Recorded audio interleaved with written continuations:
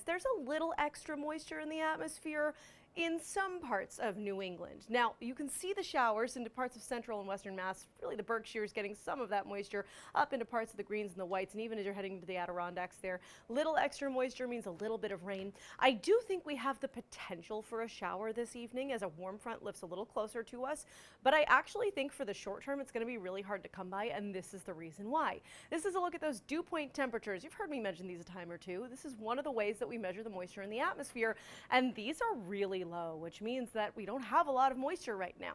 That means any moisture trying to fall from the sky would likely evaporate before it reaches us here on the ground. So I'm not counting out a shower later in the evening, but I think it's going to take a little bit for that moisture to increase and the actual raindrops to get to us. Overnight tonight, temperatures to about 50 degrees, way above average for this time of year. The average low is give or take 40, so we're a 10-degree difference here, and that's just the beginning temperature-wise. Keep that in mind. Mostly cloudy, and again, a stray shower or two, especially after midnight, would not be counted out. It's because of the system of low pressure off to our west. I just mentioned that warm front. Here it is in red. This is going to creep closer, and we have seen out ahead of this our winds switch to become southerly. That's given us a little temperature boost. It's also going to give us a little more of that moisture as we head again overnight and into tomorrow as well.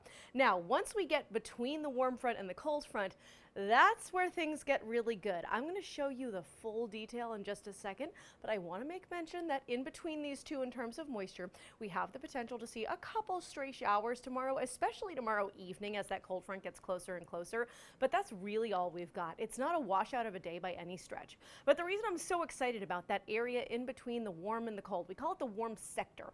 That's where a lot of the super warm air lives in low pressure systems, and you can see the results here across the country. I mean, we've got temperatures in the 70s and 80s from parts of Illinois and the mitten of Michigan all the way down to Atlanta, and even looking at areas of Texas, we are way above average for this time of year. Again, that's where all that warm air is, and it's coming for us here in southern New England.